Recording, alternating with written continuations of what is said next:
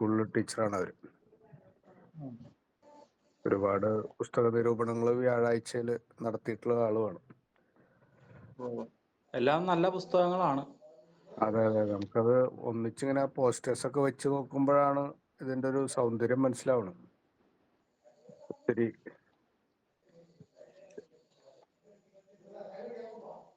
തുടങ്ങാമോ? ലീല തുടങ്ങാൻ നോക്കണം. എല്ലാവർക്കും നമസ്കാരം. ശരീരത്തിന് വ്യായാമം പോലെയാണ് മനസ്സിന് വായന. വിവിധ പുസ്തകങ്ങളെ നമ്മളിലേക്ക് പരിചയപ്പെടുത്തുന്നതിനായി SNM training college Moothakunnam literary club library readers forum സംഘടിപ്പിക്കുന്ന വ്യാഴാഴ്ച വായനാഴ്ച പുസ്തക നിരൂപണത്തിന്റെ മറ്റൊരു വായനാഴ്ച വന്നെത്തിയിരിക്കുകയാണ്. പരിപാടിയിലേക്ക് എല്ലാവരെയും സ്വാഗതം ചെയ്യുന്നതിനായി 1ാം വർഷ B.Ed വിദ്യാർത്ഥിനിയായ ലയന ടിയെ ക്ഷണിക്കുന്നു.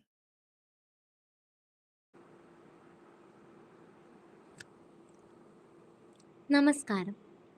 വായനയുടെ പ്രാധാന്യത്തെ ഓർമ്മിപ്പിക്കുന്ന ഒരു കാലത്തിലൂടെയാണ് നാം ഇന്ന് കടന്നു പോകുന്നത്. ഈ ഒരു കാലത്ത് തന്നെയാണ് നമ്മുടെ ഈ പരിപാടിയായിട്ടുള്ള വ്യാഴാഴ്ച വായനാഴ്ച പ്രസക്തമാകുന്നതും. ആദ്യമായി തന്നെ നമ്മുടെ ബഹുമാനപ്പെട്ട പ്രിൻസിപ്പൽ ഡോക്ടർ സുസ്മിത മിസ്സിനെ ഞാൻ സ്നേഹത്തോടെ ഈ പരിപാടിയിലേക്ക് സ്വാഗതം ചെയ്യുന്നു. വ്യാഴാഴ്ച വായനാഴ്ചയുടെ ടീച്ചർ കോർഡിനേറ്റേഴ്സ് ആയിട്ടുള്ള ഡോക്ടർ കൃഷ്ണകുമാർ മാഷിനെയും ഡോക്ടർ ഹീര KSനെയും സ്നേഹത്തോടെ പരിപാടിയിലേക്ക് സ്വാഗതം ചെയ്യുന്നു. നമ്മൾ ഇന്നിവിടെ പരിചയപ്പെടുത്താൻ പോകുന്ന പുസ്തകം സേതു സാറിൻ്റെ ആലിയ എന്ന നോവലാണ്. അദ്ദേഹത്തിൻ്റെ അസാന്നിധ്യത്തിലും അദ്ദേഹത്തെ ഈ പരിപാടിയിലേക്ക് സ്വാഗതം ചെയ്യുന്നു. പുസ്തക നിരൂപണത്തിനായി എത്തിച്ചേർന്നിരിക്കുന്നത് SNM കുടുംബത്തിൻ്റെ തന്നെ ഭാഗമായിട്ടുള്ള പൂർവ്വ വിദ്യാർത്ഥിയും അധ്യാപകനും ഡയറ്റ് ഇടുക്കിയിൽ വർക്ക് ചെയ്യുന്ന പ്രിയപ്പെട്ട അജീഷ് മാഷാണ്. ഏറെ സ്നേഹത്തോടെ മാഷിനെ ഈ പരിപാടിയിലേക്ക് സ്വാഗതം ചെയ്യുന്നു. ഈ പരിപാടി ശ്രവിക്കുന്നതിനും വായനാനുഭവങ്ങൾ പങ്കുവെക്കുന്നതിനുമായി ഈ മീറ്റിൽ ജോയിൻ ചെയ്ത എല്ലാ പുസ്തക സ്നേഹികളെയും ഒരിക്കൽ കൂടി സ്വാഗതം ചെയ്തുകൊണ്ട് നിർത്തുന്നു. നന്ദി. ലയനാട്ടിക്ക് നന്ദി. മലയാള സാഹിത്യത്തിലെ പ്രശസ്ത നോവലിസ്റ്റും കഥാകൃത്തുമായ സേതുവിന്റെ ആലിയ എന്ന പുസ്തകത്തിന്റെ നിരൂപണം ചെയ്യുന്നതിനായി SNMTCയുടെ പൂർവ്വ വിദ്യാർത്ഥിയും ഇപ്പോൾ ഇടുക്കി ഡയറ്റിലെ അധ്യാപകനുമായ അജീഷ് കുമാർ മാഷിനെ സ്നേഹപൂർവ്വം പുസ്തകം പരിചയപ്പെടുത്തുന്നതിനായി ക്ഷണിക്കുന്നു.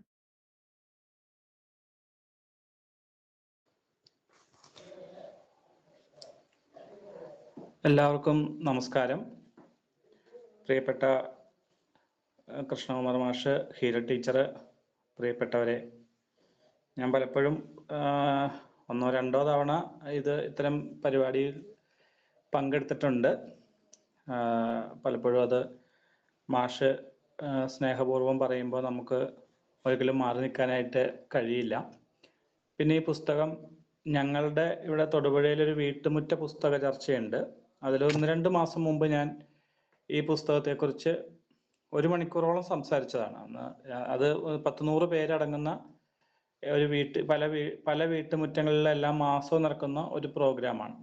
അപ്പം വീണ്ടും മാഷ് ചോദിച്ചപ്പോൾ ഞാൻ ഈ പുസ്തകം തന്നെ തിരഞ്ഞെടുത്തു. കാരണം ഈ പുസ്തകം തൊടുപുഴയേക്കാൾ കൂടുതൽ ഈ പുസ്തകം ചേർന്ന് നിൽക്കുന്നത് പറവൂരിനോടാണ്. നമ്മൾ അവിടെ പഠിക്കുന്ന സമയത്ത് മാഷാണ് ഞങ്ങളെ പറവൂരിലുള്ള കോട്ടയിൽ കോവിലകത്തൊക്കെ കൊണ്ടുപോയത്. അന്ന് 2003-ലാണത്. അന്ന് ഞങ്ങൾക്ക് ഇതിനെക്കുറിച്ചൊന്നും വലിയ ധാരണയൊന്നുമില്ല. അന്ന് ടൂറിസം ക്ലബ്ബ് മാഷ ഉണ്ടാക്കി ഞങ്ങളെ ടൂറിസം കൊണ്ടുപോയി ബോട്ടിലൊക്കെ കയറി പല സ്ഥലത്തോടെ കറങ്ങിയെത്തി. ഈ കോട്ടയിൽ കോവിലകത്ത് എത്തുമ്പം മാഷ് വളരെ കാര്യമായി പറയുന്നുണ്ട്, ഇത് ജൂതരുടെ സ്ഥലമാണ്, അവരിവിടം വിട്ടു പോവുകയാണ് എന്നൊക്കെ ഇങ്ങനെ പറയുന്നുണ്ട്. അപ്പൊ ഞങ്ങളിത് എവിടെയെങ്കിലും കേട്ടു, അല്ലെങ്കിൽ കൂട്ടുകാർ പറയുന്നതൊക്കെ കേട്ടായിരിക്കും ആ സമയത്തൊക്കെ നിൽക്കുന്നത്. എങ്കിലും അത് നമ്മുടെ മനസ്സിലൊന്ന് അവിടെ തൊട്ടിട്ടുണ്ടായിരുന്നു. അതിനുശേഷമാണ് സേതുവിന്റെ മറുപിറവി എന്ന് പറയുന്ന നോവൽ വന്നത്. അപ്പം അതാണ് ആദ്യം വായിക്കുന്നത്. അപ്പൊ അതിനകത്ത് ജൂതരെ കുറിച്ചുള്ള കാര്യങ്ങളുണ്ട്. അപ്പൊ അതൊരു ചരിത്ര നോവൽ കൂടിയാണ്. അപ്പോഴും കാര്യമായിട്ട് ഇല്ല. അപ്പോഴും അന്ന് പോയ കാര്യങ്ങളൊക്കെ നമുക്ക് ഓർമ്മയുണ്ട്. അതിനുശേഷം വളരെ ഗൗരവമായിട്ട് കൊടുങ്ങല്ലൂരും വീണ്ടും മാഷ് അന്ന് പോയ സ്ഥലങ്ങളിൽ കൊണ്ടുപോയ സ്ഥലങ്ങളിലൂടെ വീണ്ടും ഒരിക്കൽ കൂടി പോയ സമയത്താണ് കുറച്ചും കൂടി ഈ കാര്യങ്ങളൊക്കെ നമുക്ക് മനസ്സിലാവുന്നത്. അപ്പം ഈ കൺസ്ട്രക്റ്റിവിസ്റ്റ് അപ്രോച്ചിലുള്ള നമ്മുടെ യാത്രകളും കാര്യങ്ങളും ഒക്കെ ആ സമയത്ത് നമുക്ക് മനസ്സിലാവുന്നില്ലെങ്കിലും പിന്നീട് ഒരു സമയത്ത് നമ്മൾ പഠിപ്പിക്കുമ്പോഴോ വായിക്കുമ്പോഴോ ഒക്കെ നമുക്ക് പ്രയോജനപ്പെടുക എന്ന് ഞാൻ സൂചിപ്പിക്കുകയായിരുന്നു. അപ്പം മാഷിന്റെ പ്രവർത്തനങ്ങളാണ് യഥാർത്ഥത്തിൽ നമ്മളെയൊക്കെ ഇപ്പോഴും നയിച്ചുകൊണ്ടിരിക്കുന്നത്. അതൊരു ഭംഗി വാക്കല്ല, അവിടെ പഠിച്ചുകൊണ്ടിരിക്കുന്ന ആളുകൾക്ക് പിന്നീട് അത് തിരിച്ചറിയുന്നതാണ്. അപ്പൊ എന്തായാലും ഈ ഒരു നോവലിനെ കുറിച്ച് പറയുമ്പം ജൂതരെ കുറിച്ചാണ്. ഇപ്പൊ ജൂതരിൽ അവസാനത്തെ ആളും കേരളം വിട്ടുപോകുന്നു, അല്ലെങ്കിൽ അത് മരിച്ചു പോകുന്നു, അങ്ങനെയൊക്കെയുള്ള വാർത്ത നമ്മൾ കേട്ടതാണ്. ലോകത്തെങ്ങുമുള്ള ഇപ്പൊ ക്രിസ്തു മതം ഉണ്ടാവുന്നത് യഹൂദ മതത്തിൽ നിന്നാണ്. അതിൻ്റെ ഒരു അതായത് ക്രിസ്തു ജൂതനായിരുന്നു, പിന്നെ അദ്ദേഹം സ്ഥാപിച്ചതാണല്ലോ പിന്നീട് ക്രിസ്തു മതം. അപ്പൊ ലോകത്തിലെ ഏറ്റവും പുരാതനമായ ഒരു മതമാണ്, ഏറെ പ്രത്യേകതകളുള്ള ഒരു മതം. അവരുടെ ദൈവം അവരെ നേരിട്ട് ദൈവത്തിന് ഏറ്റവും ഇഷ്ടപ്പെട്ട ആളുകൾ അവരാണ്. അതുകൊണ്ട് തന്നെ ഒരു വരേണ്യമായ സങ്കല്പം അവർക്കുണ്ട്. അവരിന്നും അത് തുടരുന്നുണ്ട്. ഇപ്പൊ നിങ്ങൾ ഈ നോവലിലോട്ട് എത്തുന്നതിന് മുമ്പ് ഗ്രാമഫോൺ എന്നുള്ള സിനിമ നിങ്ങൾ കണ്ടതായിരിക്കും. അതിനകത്ത് ജനാർദ്ദൻ അവതരിപ്പിക്കുന്ന ഒരു കഥാപാത്രമുണ്ട്. അപ്പൊ ദിലീപും അവിടുത്തെ ഒരു ജൂത പെൺകുട്ടിയുമായിട്ട് സ്നേഹമാണ്. അപ്പൊ ജനാർദ്ദനാണ് അത് ആ ഒരു കഥാപാത്രം. അവര് ഇസ്രയേലിലേക്ക് പോകുന്നത്, അവരുടെ വാഗ്ദാന ഭൂമിയായ ഇസ്രയേലിലോട്ട് പോകുന്നതിനെ കുറിച്ച് അവസാനം ആ സിനിമയ്ക്കകത്ത് സംഭവിക്കുന്നത് ഇസ്രയേലിലോട്ട് അവർക്ക് പോകാൻ പറ്റുന്നില്ല എന്നതാണ്. അത് നിങ്ങൾ ഓർമ്മയുണ്ടാവും. അതൊക്കെ ഇതിന്റെ ഈ ചരിത്രവുമായി ബന്ധപ്പെട്ട് വരുന്ന ഒന്നാണ്. എന്തായാലും കേരളം ഇവരെ ഈ യഥാർത്ഥത്തില് നിങ്ങൾ മോശയെ കുറിച്ച് കേട്ടിട്ടുണ്ടാവും. 10 കൽപ്പനകളൊക്കെ ഉള്ള മോശ. അതുപോലെ ജൂതരുടെ മതഗ്രന്ഥത്തിനും ബൈബിൾ എന്ന് തന്നെയാണ് പറയുന്നത്. അതിന്റെ ആദ്യത്തെ യൂണിറ്റിന്റെ പേരാണ് തോറ. തോറ വായിക്കുന്നു എന്നുള്ളതാണ്. മുഴുവൻ അവർ വായിക്കാറില്ല, തോറ വായിക്കുന്നു എന്നതാണ്. ഇപ്പൊ നിങ്ങൾ കോട്ടയിൽ കോവിലകത്തുള്ള അവിടുത്തെ അവരുടെ പള്ളി പോവുകയാണെങ്കിൽ അധികം പേർക്കൊന്നും ഇരിക്കാൻ പറ്റിയൊരു പള്ളിയല്ല. നമ്മൾ ക്രിസ്തു മതത്തിലെ ക്രിസ്ത്യാനികളുടെ പള്ളി പോലെയല്ല, വളരെ ചെറിയ, ഓരോരുത്തർക്കും ഇരിക്കാനുള്ള സ്ഥലം പ്രത്യേകമുണ്ട്. അപ്പൊ അവിടെ പ്രമാണികൾക്ക് മാത്രമാണ് ഇരിക്കാൻ കഴിയുന്നത് നമുക്ക് പിന്നീട് മനസ്സിലാവുന്നുണ്ട്. അല്ലെങ്കിൽ ഇതിനകത്ത് തന്നെ കറുത്ത ജൂതന്മാരുടെ പള്ളിയുണ്ട്, അതും കറുത്ത ജൂതന്മാരുടെ പള്ളി. അപ്പൊ ഇതിനകത്ത് തന്നെ ഉച്ചനീചത്വങ്ങളൊക്കെ വളരെ സജീവമാണെന്ന് നമുക്ക് മനസ്സിലാവും. ഈ നോവലിലും വളരെ സജീവമാണ്. അപ്പം ഒരു കാലത്ത് കേരളത്തിലോട്ട് എത്തി. അപ്പം അവർക്ക് അവരുടെ ഇന്നിപ്പോ ഇസ്രയേലിലേക്ക് പാലസ്തീനിലേക്ക് യുദ്ധമൊക്കെ നിങ്ങൾ മാധ്യമങ്ങളിലൂടെ അറിയുന്നതാണ്. അപ്പൊ അവിടെ നിന്ന് പല രാജ്യത്തേക്ക് ഇവർക്ക് പലായനം ചെയ്യേണ്ടി വന്നിട്ടുണ്ട്. ഒന്ന്, ഇവർ തമ്മിലുള്ള സംഘർഷവും അവർ മറ്റുള്ള ആളുകൾ തമ്മിലുള്ള സംഘർഷമൊക്കെ ആയിട്ട് ഇവർക്ക് പല സ്ഥലത്തേക്ക് പലായനം ചെയ്യുന്നു. അങ്ങനെ അവർ പലായനം ചെയ്തപ്പോൾ ഒരു കൂട്ടർ കൊടുങ്ങല്ലൂർ എത്തുന്നു. ആ കൊടുങ്ങല്ലൂരിൽ നിന്നും അവർക്ക് പ്രയാസങ്ങൾ ഉണ്ടായപ്പോൾ അവര് നേരെ പറവൂരെത്തുന്നു. കുറച്ചു പേര് മട്ടാഞ്ചേരിയിൽ എത്തുന്നു. അതായിരുന്നു അവരുടെ ഒരു ആവാസ വ്യവസ്ഥ. അപ്പൊ ഈ നോവലിന്റെ 2ാമത്തെ അധ്യായത്തിൽ തന്നെ കുന്നിൻ മുകളില് വിഷ്ണു ക്ഷേത്രം, താഴെ അടിവാരത്ത് ഏതാണ്ട് 1/2 കിലോമീറ്റർ ചുറ്റളവിലായി ക്രിസ്ത്യൻ പള്ളി, മുസ്ലിം പള്ളി, ജൂതപ്പള്ളി. അങ്ങനെയാണ് കോട്ടയിൽ കോവിലകം പ്രദേശത്തിന്റെ കിടപ്പ് എന്ന് നമുക്ക് പറയുന്നുണ്ട്. ഇപ്പൊ നമ്മുടെ കോളേജിൽ നിന്ന് വളരെ അടുത്തുള്ള ഒരു സ്ഥലമാണ് ഈ പ്രദേശം. നിങ്ങൾ ഇനിയും പോയിട്ടില്ല എങ്കിൽ നിങ്ങൾക്ക് അവിടെ പോയി കാണേണ്ടത് തന്നെയാണ്. അതെല്ലാം അവിടെ സംരക്ഷിച്ചിട്ടുണ്ട്. അപ്പം വില്യാർവട്ടൻ രാജാവ് കൊടുത്ത മണ്ണിൽ അലോസരങ്ങളില്ലാതെ ഒത്തുപാർപ്പിന്റെ മാതൃകയായി കണിശമായൊരു ആവാസക്രമം അവർ പരിചയപ്പെടുത്തിയിരുന്നു എന്നാണ് നോവലില് പറയുന്നത്. അപ്പം സേതു എന്ന ആള്, സേതുവിന്റെ വീട് ഇതിനടുത്താണ്. അപ്പൊ സേതു സ്കൂളിൽ പഠിക്കുന്ന സമയത്തൊക്കെ ഇവിടുന്ന് ആളുകൾ ഇങ്ങനെ പലായനം ചെയ്യുന്നത് സേതു നേരിട്ട് അറിഞ്ഞ ഒന്നാണ്. കൂട്ടുകാരൊക്കെ ഇങ്ങനെ ഇസ്രയേലിലോട്ട് പോകുന്നു. അപ്പൊ ഈ നോവലിൽ വരുന്ന പ്രധാനപ്പെട്ട പരാമർശം, നമ്മുടെ രാജ്യത്ത് ഏറ്റവും ഇവര് വലിയ, ഇന്ന് നമ്മളിപ്പം നമ്മുടെ ചില സമുദായങ്ങളൊക്കെ വളരെ കൃത്യമായിട്ട് ഈ ബിസിനസ് ചെയ്യുന്ന, ഇവര് നല്ല ബിസിനസ്സുകാരാ, അല്ലെങ്കിൽ ഇവർ വളരെ കൃത്യമായിട്ട് പണിയെടുക്കുന്ന ആളുകളാണ്. അതുകൊണ്ട് ഇവര് കേരളത്തിൽ വന്ന് രാജാവ് ഇവരെ സ്വീകരിച്ചു, ഇവിടെ സ്ഥലമൊക്കെ കൊടുത്തു. പക്ഷെ അവര് ബിസിനസ് കൊണ്ട് ഒത്തിരി വളർന്നു. അവര് ഒരു ഇടത്തരംകാരല്ല, ശരിക്കും പണക്കാരെന്ന് നമ്മൾ പറയുന്ന ആളുകളാണ്. അവസാനം അവർ ഇതെല്ലാം ഇട്ടിട്ട് അവിടെ ഇസ്രയേൽ എന്നൊരു രാജ്യം ഫോം ചെയ്ത് വന്നപ്പോൾ അവിടെ മൊത്തം മരുഭൂമിയാണ്. അങ്ങോട്ട് ഇവർ പാലായനം ചെയ്ത് അവിടെ എത്തി. അപ്പം അവർ വെറുതെ പാലായനം ചെയ്യില്ല, ഇവിടെയുള്ളതെല്ലാം വിറ്റ് പെറുക്കി കിട്ടണ വിലയ്ക്ക് കൊടുത്തു. ഇവർ പോകുന്ന സമയത്ത് ഇവിടെയുള്ള ആളുകൾ എന്താ ചെയ്തേ? ഇവർക്ക് ഇങ്ങനെ പോകേണ്ട ഒരു അവസ്ഥ, പോകാൻ തയ്യാറാവെന്ന് പറഞ്ഞപ്പം ഇവരുടെ എല്ലാം ചുളു വിലയ്ക്ക് ഇവിടെയുള്ള ആളുകൾ മേടിക്കുമായിരുന്നു. അപ്പൊ അങ്ങനെയെല്ലാമായിട്ട് അങ്ങോട്ട് പോയി. അവിടെ പോയി മണലാരണ്യത്തിൽ പോയി പണിയെടുത്താണ് അവർ പിന്നീട് അവരുടെ ഒരു സ്ഥലം അവർ സൃഷ്ടിച്ചെടുക്കുന്നത്. അപ്പൊ ഇവർക്ക് അങ്ങോട്ട് പോകുമ്പം അവർ ഇവിടെ പിടിച്ചു വരുത്തുന്ന അനേകം കാര്യമുണ്ട്. ഇവിടെ ഏറ്റവും സമ്പന്നരായ വിഭാഗമാണ്, ഏറ്റവും നന്നായി ജീവിക്കുന്ന ആളുകളാണ്, സമൂഹത്തിൽ അവർക്ക് ഉയർന്ന സ്ഥാനമാണ്, എല്ലാം അവരുടെ ആളുകളെല്ലാം ഇവിടെയുണ്ട്. അവർക്കൂടെ സ്വന്തമായി പള്ളിയുണ്ട്, പല പള്ളികളുണ്ട്. എന്നിരുന്നാലും ഇവർ അങ്ങോട്ട് പോയി എന്നത് നമ്മളെ അത്ഭുതപ്പെടുത്തുന്ന ഒരു കാര്യമാണ്. നമ്മളൊന്ന് ആലോചിച്ച് നോക്കിയേ, നമ്മുടെ ഈ വീടും സ്ഥലവും ഒക്കെ കൊടുത്ത് നമ്മൾ എങ്ങോട്ടെങ്കിലും പോകുമോ? അതല്ലേ നമ്മുടെ ഏറ്റവും വലിയ നമ്മളെ ബന്ധിപ്പിച്ചു നിർത്തുന്ന ഒരു കാര്യം. അതും എത്ര സൗകര്യപ്രദമായി താമസിക്കുന്നതാണെങ്കിലോ നമ്മൾ ഒരിക്കലും പോവില്ല. അപ്പൊ ഇനി പോകാൻ പോകുന്ന സ്ഥലം ഇതിൽ നല്ലതാണ്, ചിലപ്പോൾ നമ്മൾ പോകുമായിരിക്കും.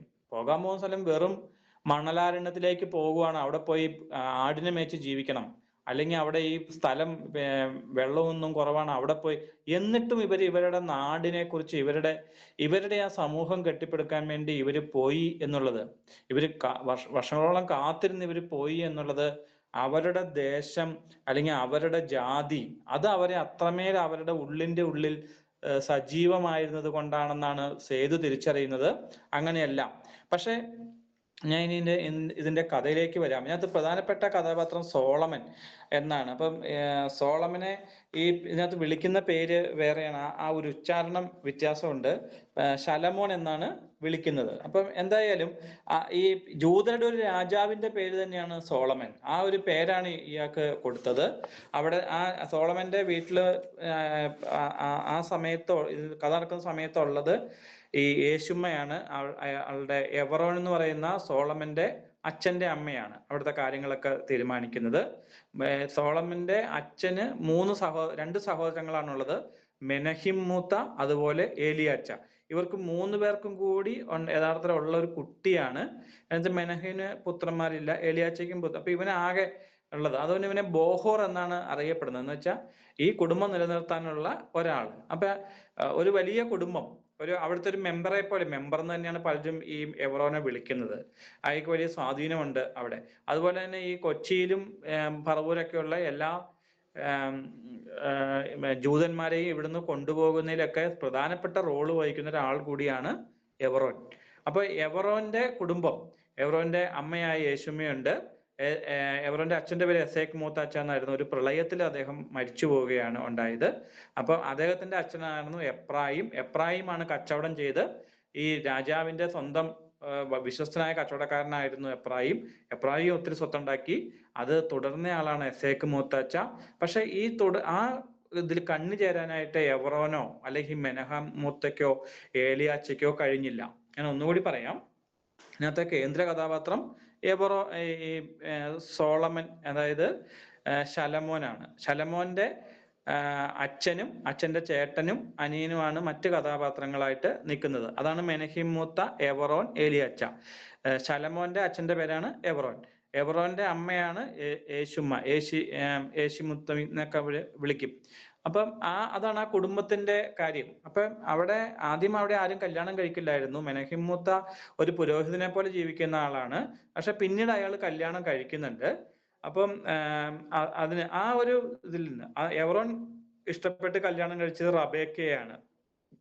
റബേക്ക എന്ന് പറയുന്ന സ്ത്രീ വളരെ കൃത്യമായിട്ട് സേതു വരച്ചു ചേർത്തൊരു സ്ത്രീ, വളരെ കൃത്യമായി വരച്ചേക്കുന്ന ഒരു സ്ത്രീ കൂടിയാണ് കേട്ടോ.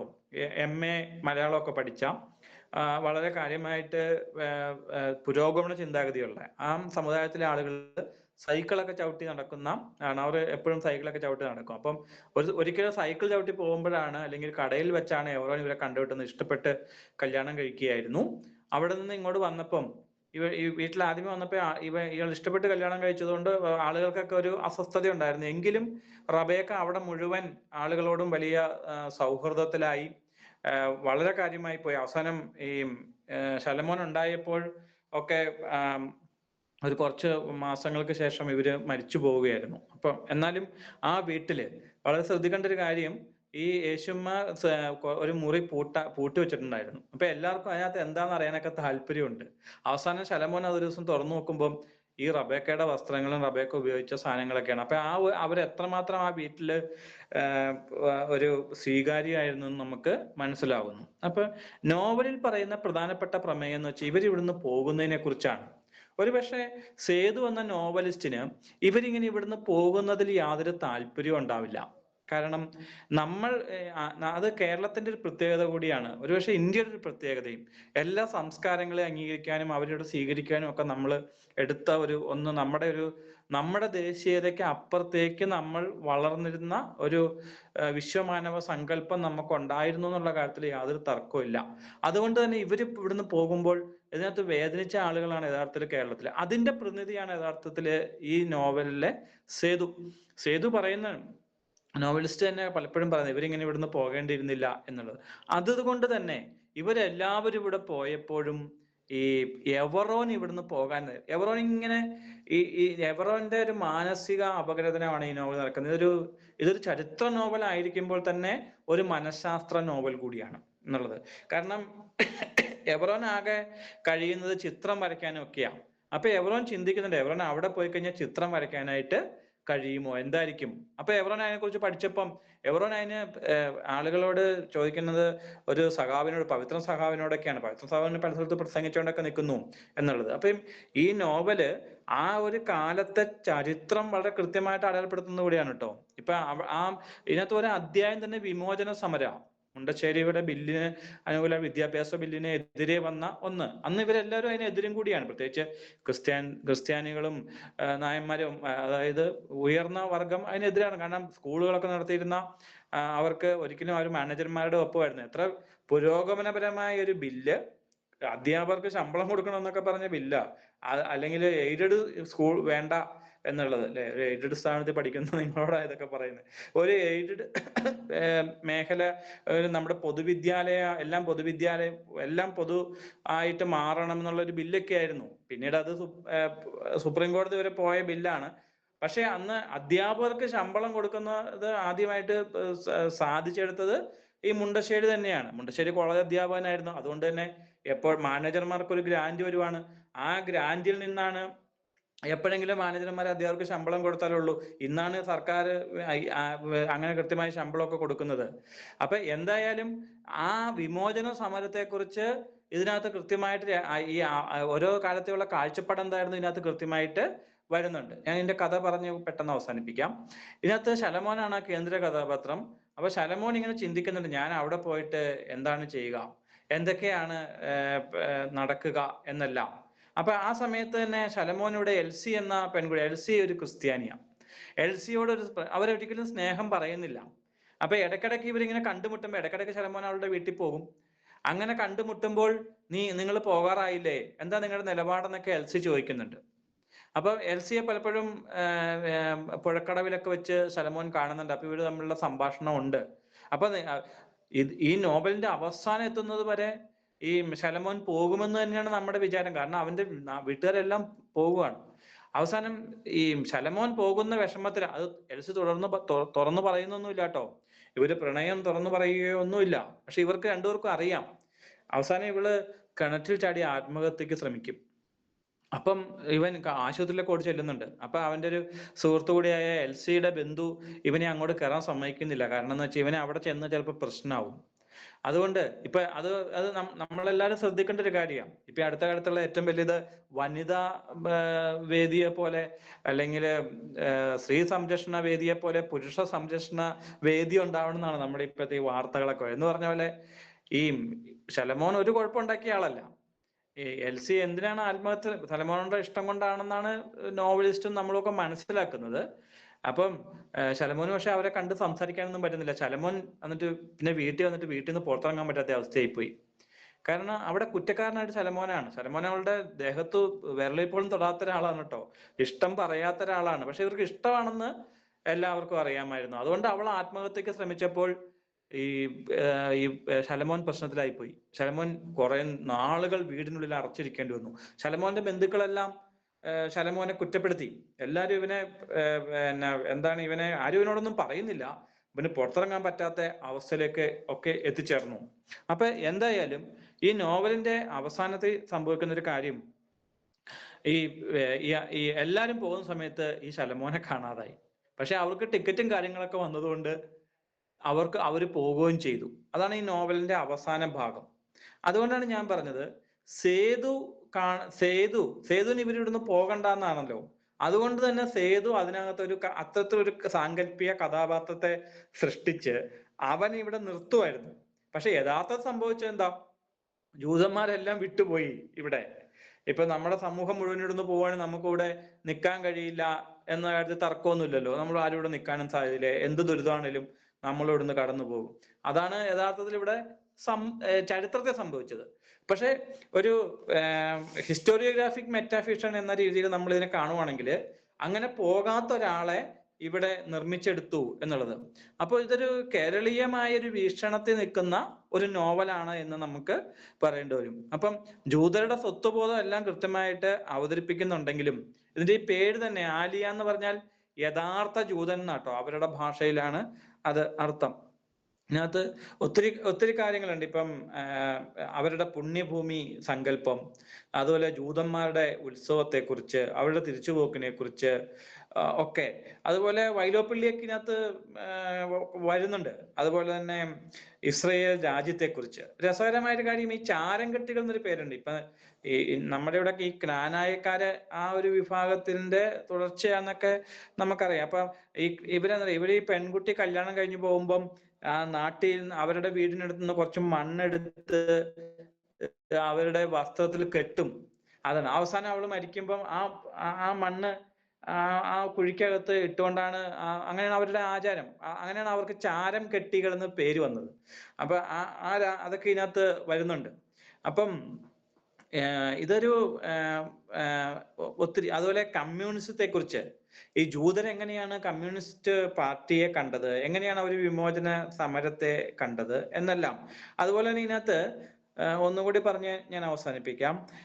അത് ഈ നമ്മുടെ ഈ ഒരു പ്രദേശത്ത് തന്നെയാണ് സഹോദരൻ അയ്യപ്പൻ ജീവിച്ചിരുന്നത്. അപ്പൊ സഹോദരൻ അയ്യപ്പന്റെ പന്തി ഭോജനം ഇതിനകത്ത് അവതരിപ്പിക്കുന്നുണ്ട്. അപ്പൊ ഈ നോവലിന് വെറുതെ ഒരു ജൂതന്മാരുടെ കഥ മാത്രമൊന്നുമല്ല, ഇത് ആ കാലത്തെ കേരളത്തിന്റെ സാംസ്കാരികമായ ചരിത്രം കൂടിയാണെന്ന് പറയാൻ വേണ്ടിയിട്ടാണ് ഞാൻ ആ ഭാഗം വായിക്കുന്നത്.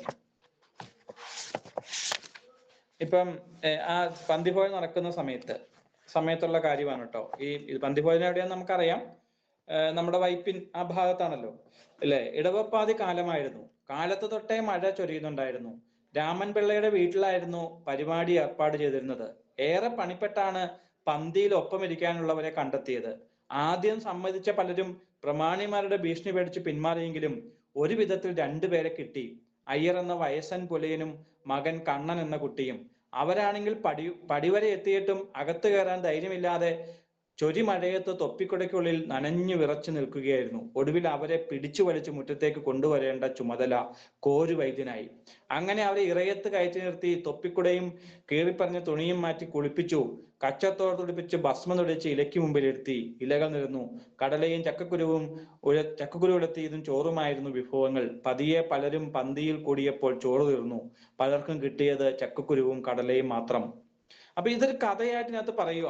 അപ്പൊ ഈ പന്തി ഭോജനം നടന്നത് എങ്ങനെയാണ് എന്ന്, അല്ലാണ്ട് ഇത് വലിയൊരു വിപ്ലവമൊന്നും ആയിരുന്നില്ല, ഇത് നടത്താൻ വേണ്ടി നടത്തിയ ഒന്നാണ് എന്ന് നമ്മൾ ഇന്നിപ്പം പഠിക്കുന്ന പല കാര്യങ്ങളും ഇതിനെക്കുറിച്ച് ഇതിനകത്ത്, അതുപോലെ വിമോചന സമരത്തെ കുറിച്ച് ഒക്കെ ഇതിനകത്ത് സൂചിപ്പിക്കുന്നുണ്ട്. അപ്പം ഇതിന്റെ ഈ കവർ പേജ് ഡിസൈൻ ചെയ്തത് ബോസ് കൃഷ്ണമാചാരിയാണ് കേട്ടോ. കൃഷ്ണകുമാർ മാഷിനൊക്കെ അറിയാം. മാഷ് ഞങ്ങളെ പരിചയപ്പെടുത്തിയ ഒരാൾ കൂടിയാണ്. വലിയ ലോകപ്രസിദ്ധനായ ചിത്രകാരൻ. അതിനകത്തൊരു കപ്പലൊക്കെ നമുക്ക് കാണാം. അതിന്റെ ജൂതരുടെ ഒരു വിളക്കിന്റെ ഒരു പ്രതീകം എന്ന രീതിയിലൊക്കെ ഇതിനകത്ത് വരുന്നുണ്ട്. അപ്പൊ എന്തായാലും എനിക്ക് തോന്നുന്നു ഞാൻ ഇനി ഏതായാലും ചർച്ചകളുണ്ടെങ്കിൽ ഒത്തിരി കാര്യങ്ങൾ ഇതിനെ കുറിച്ച് പറയാനുണ്ട്. കഥ ഞാൻ ചുരുക്കി പറഞ്ഞു, എൻ്റെ ഒരു പ്രമേയം സൂചിപ്പിച്ചു എന്നുള്ളതാണ്. നല്ല ഭാഷയിൽ നമ്മളിത് വായിച്ചു തുടങ്ങി കഴിഞ്ഞപ്പോൾ സേതുവിന്റെ നോവലുകളുടെ പ്രത്യേകതയാണ്. ഇപ്പം പാണ്ഡവപുരമാണെങ്കിൽ നമുക്ക് ആദ്യമൊന്നും മനസ്സിലാവും, പക്ഷെ എത്ര മനോഹരമായ നോവലാണ്. അതുപോലെ തന്നെ അടയാളങ്ങളൊക്കെ നമ്മൾ വായിക്കുമ്പം ഞാൻ പല പ്രാവശ്യം വായിച്ച ഒരു നോവലാണ്. അത് വീണ്ടും വീണ്ടും വായിക്കാൻ നമുക്ക് താല്പര്യം ഉണ്ടാവും. അപ്പം ആ സേതുവിന്റെ ഒരു 10-40ഓളം പുസ്തകങ്ങൾ എഴുതിയല്ലേ, അതിൽ കൂടുതൽ പുസ്തകങ്ങൾ എഴുതിയ, ഇനി കിട്ടാനുള്ള അവാർഡുകളൊന്നും ഇല്ല. കേരള സാഹിത്യ അക്കാദമി പലതവണ, കേന്ദ്ര സാഹിത്യ അക്കാദമി പലതവണ, വയലാർ അവാർഡ്, എഴുത്തച്ഛൻ പുരസ്കാരം കിട്ടാൻ ഇനി പുരസ്കാരങ്ങളും ഇല്ല അല്ലെ? അത്രയും നല്ല കേരളത്തിലെ ഏറ്റവും മഹാനായ ഒരു സാഹിത്യകാരൻ, അദ്ദേഹത്തിന്റെ സ്ഥലമാണ് പറവൂര്. അതിനെക്കുറിച്ച് രേഖപ്പെടുത്തിയ ഒരു പുസ്തകം, അതും കേരളത്തിലെ ഒരു പ്രത്യേക സമയത്തെ ചരിത്രം, ഒരു ജൂതരുമായി ബന്ധപ്പെട്ട്, ജൂതരെ സംബന്ധിച്ച് ഉള്ള എന്നും വാർത്തകളിൽ വരുന്ന അവരെ വീണ്ടും പഠിക്കാനൊക്കെ ആയിട്ട് നമുക്ക് ഈ പുസ്തകം ഉപകരിക്കുന്നുണ്ട്. കേരളത്തിന്റെ സാംസ്കാരിക ചരിത്രമാണ്. അതുപോലെ തന്നെ ഏറ്റവും ഒരു ജനപ്രിയമായ ഭാഷയിൽ എഴുതിയ ഒന്നാണ്. എല്ലാവരും വായിക്കേണ്ട ഒരു പുസ്തകമാണ്. ചരിത്ര നോവലാണെങ്കിൽ കൂടിയും ഒരു സാമൂഹിക നോവൽ എന്ന രീതിയിലാണ് നിൽക്കുന്നത്. അപ്പൊ ഞാൻ അവസാനിപ്പിക്കുകയാണ്. കൂടുതൽ എന്തെങ്കിലും ഉണ്ടെങ്കിൽ, ഒത്തിരി കാര്യം പറയാനുണ്ട്, പക്ഷെ കൂടുതൽ എന്തെങ്കിലും ഉണ്ടെങ്കിൽ പിന്നീട് സംസാരിക്കാം.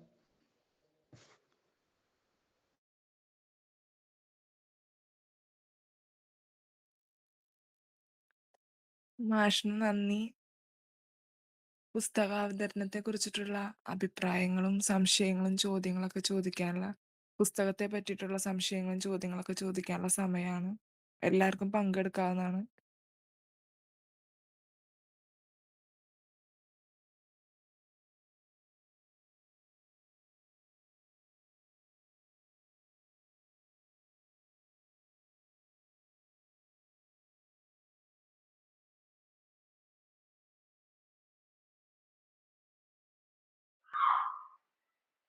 മാഷെ നമസ്കാരം. എൻ്റെ ഒരു കീർത്തന. മാഷിനെ ഞാൻ ഇതിനു മുമ്പ് സംസാരിച്ചിട്ടുണ്ട്. കഴിഞ്ഞ തവണ ബുക്ക് പ്രസന്റ് ചെയ്യാൻ വന്ന സമയത്ത് സംസാരിക്കാൻ പറ്റിയിട്ടുണ്ടായിരുന്നു, ഫോൺ വിളിച്ചിട്ട്. അപ്പോ അന്ന് മാഷ് കുറച്ച് ബുക്കൊക്കെ വായിക്കണം എന്നൊക്കെ പറഞ്ഞ് ഇൻട്രൊഡ്യൂസ് ചെയ്തൊക്കെ തന്നിട്ടുണ്ടായിരുന്നു. പിന്നിപ്പോ മാഷിന്റെ പേര് കണ്ടപ്പോ ഞാൻ പെട്ടെന്ന് ഷെയർ ചെയ്തതാണ്. ഒട്ടും വിചാരിച്ചില്ല ഇങ്ങനെ ഒരു ഡിഫറെന്റ് ബുക്കായിരിക്കും ഇതെന്നുള്ളത്. പ്രത്യേകിച്ച് ഈ നമ്മള് ജൂതന്മാരെന്ന് കേൾക്കുമ്പോൾ എപ്പോഴും ഒരു മിസ്റ്റിക് ആയിട്ട്, ഒരു നിഗൂഢത ഉള്ള പോലെയാണ് എപ്പോഴും തോന്നിയിട്ടുള്ളത്. അങ്ങനത്തെ ഒരു റെപ്രസെന്റേഷൻ കിട്ടിയിട്ടുള്ള പോലെ എനിക്ക് തോന്നിയിട്ടുണ്ട് ഇപ്പൊ മൂവീസിലൊക്കെ ആണെങ്കിലും. അപ്പൊ ഇത്രയും ഒരു റിയലിസ്റ്റിക് ആയിട്ടുള്ള ഒരു ഇത് ഇപ്പോഴാണ് കേൾക്കുന്നത്. എനിക്ക് പെട്ടെന്ന് തീർന്നു പോയ പോലെ തോന്നി. എനിക്ക് അറിയേണ്ടത്, മാഷി പറഞ്ഞില്ലേ കമ്മ്യൂണിസ്റ്റ് അവരെങ്ങനെയാണ് നോക്കിക്കണ്ടതെന്ന്, അതിനെപ്പറ്റി ഒന്ന് അറിഞ്ഞാല് കൊള്ളാമെന്നുണ്ട്.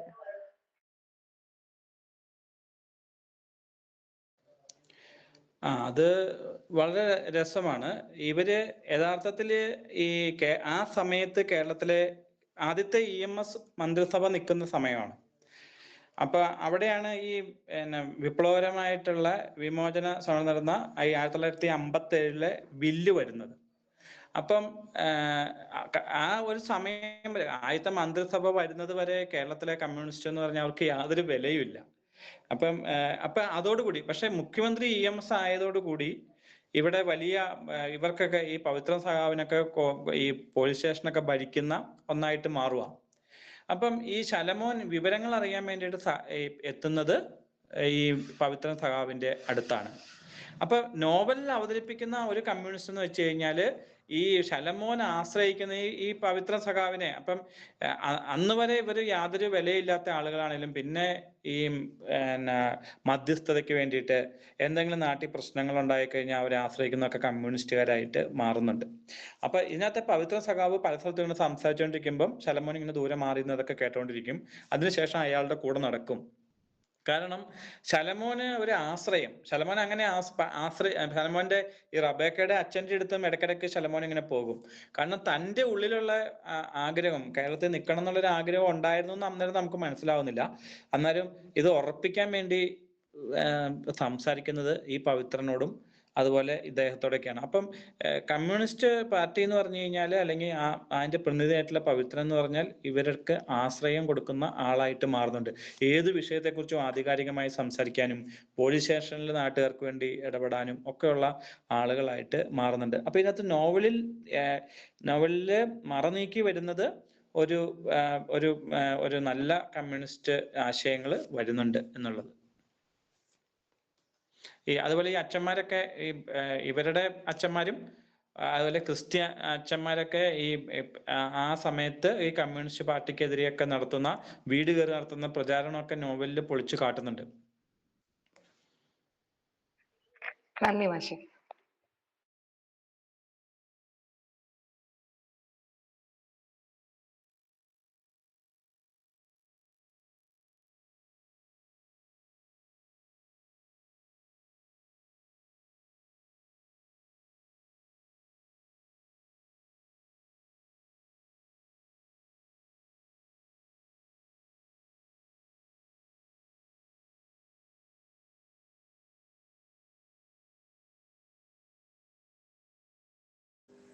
ഹലോ മാഷേ, ഒരുപാട് ഇത്ര സന്തോഷം. ഇന്നിപ്പോ പരിപാടിയിലേക്ക് വന്നപ്പോ പെട്ടെന്ന് എനിക്ക് റിലേറ്റ് ചെയ്യാൻ പറ്റിയതേ, നാളെ കുട്ടികള് മട്ടാഞ്ചേരി ഫോർട്ട് കൊച്ചി ഭാഗത്തേക്ക് സെക്കൻഡ് ഇയേഴ്സ് ഒരു യാത്ര പോണുണ്ട്. അപ്പോ ജൂതത്തരവും കാര്യങ്ങളൊക്കെ അവിടെയും വരുന്നുണ്ടല്ലോ. അവരാരും ഒന്ന് ഇത് കേൾക്കാനായിട്ട് കേറിയിട്ടില്ല, അവര് കമ്മ്യൂണിറ്റി ലിവിങ് ക്യാമ്പിലായതുകൊണ്ട്.